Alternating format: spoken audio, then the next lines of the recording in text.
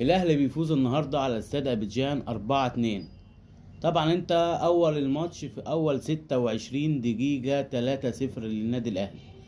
طبعا انت بتبص كده للماتش يا باشا، الماتش ده هيخلص كام؟ 6-7 للنادي الاهلي. ولكن بعد الثلاث اهداف حالة من التراخي كده حصلت للعيبة، اللي هو اللي احنا خلاص هنفوز، احنا خلاص فايزين، احنا خلاص هنكسب سكور. حالة من التراخي كده، ما تعرفش ايه اللي حصل للعيبة. وتقدر الفرقة تستدعي ابيجان دي تجيب ايه الهدف الاول ليها. الناس طالعه بتلوم في الشناوي. انا لومت عليه، على فكره انا لومت عليه ان هو ما حاولش على الكوره، ولكن هو خطأ دفاعي. تقريبا كان ياسر ابراهيم اللي كان مع المهاجم، هو المهاجم خطف ياسر ابراهيم. ولكن كان اللوم مني على الشناوي انه ما حاولش على الكوره، بس يعني هو ما فردش ايده كامل. ولكن هو الخطأ الاساسي من المدافع، من ياسر ابراهيم، اللي خلى المهاجم سبقه وخد الكرة منه بالهيد، حطيتها في الزاوية البعيدة. اي نعم بعيدة على الشناوي، ولكن كان يكفيك شرف المحاولة انك انت تمد ايدك كده، كان ممكن ياخد الحق. تمام. محمد طاهر بيستمر في التألق بتاعه، بيعمل اسيست وشغال على نفسه كويس. محمد طاهر وقفشه كان عالمي النهارده. مستر قفشه احرز هدف وعمل اسيست برضو، حاجه يعني. هجوميا احنا كويسين هجوميا وبنوصل ومضيعين. يعني هو كهربا النهارده جاب جونين، ضيع 4 منهم بقى كوره والمرمى خالي. فطبعا قال لك الخال والد يا جدع، ما ينفعش ان احنا نحرز اهداف تاني. حسين الشحات الله ينور عليه. يحيى عطية الله يا جدعان، ده عايز صبر. اقسم بالله الواد ده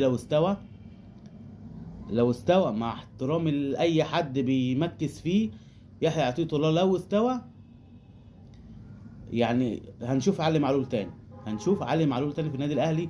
ولكن هجوميا، هو دفاعيا يعني برضو نفس الكلام مع علي معلول. كنا بنشتكي منه في الدفاع، ولكن هو هجومي بصراحة. مستر اسيست علي معلول. النهارده قفشه بيوصل للاسيست رقم 50 ليه مع النادي الاهلي، بيتساوى مع محمد ابو تريكة اللي عمل 50 اسيست برضو مع النادي الاهلي. فده رقم يتحسب لقفشه، لان هو شغال على ده. هو شغال ان هو يحطم ارقام ناس كانت بتلعب في النادي الاهلي. يعني هو شغال، طلع قبل كده في برنامج برضو واتكلم انا شغال على ده. ولكن انا عندي برضو تحفظ على كهربا تحسه مش عارف يستلم الكوره، تحسه مش عارف يجري، تحسه مش، والله انا مش فاهم.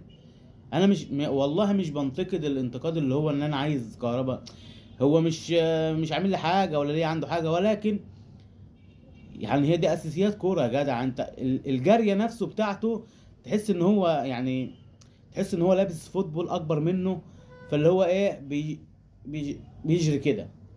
طب ايه يا عم كهربا، انت جبت يعني، هو الجون التاني بتاع كهربا حلو جدا، اقسم بالله حلو خالص. يعني هدف فكرنا بكهربا زمان. ولكن انت تعالى بقى يا باشا، هدف يعني هو الكرة يحيى عطية الله اعطاها له، الجون فاضي يا عم كهربا. عايز ايه تاني؟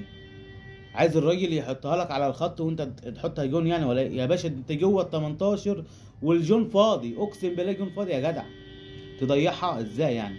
ولكن برضو الهدف التاني اللي جه في النادي الاهلي يا باشا، انت عندك 5 لعيبه قدام الجون، والواد وحيد فرداني وحده وسط ال5 دي، ياخدها منهم جون. هو ما خدهاش منهم، والكره جات له بكعبه نكشها كده جون. هو في يعني، هو كولر النهارده شغل هيكون على الاخطاء الدفاعيه اللي بتحصل دي. ولكن فوز اول مهم لينا في دور المجموعات، واول 3 نقط، وان شاء الله تكون البطوله دي من نصيبنا، وال13 يا اهلي. والسلام عليكم ورحمه الله.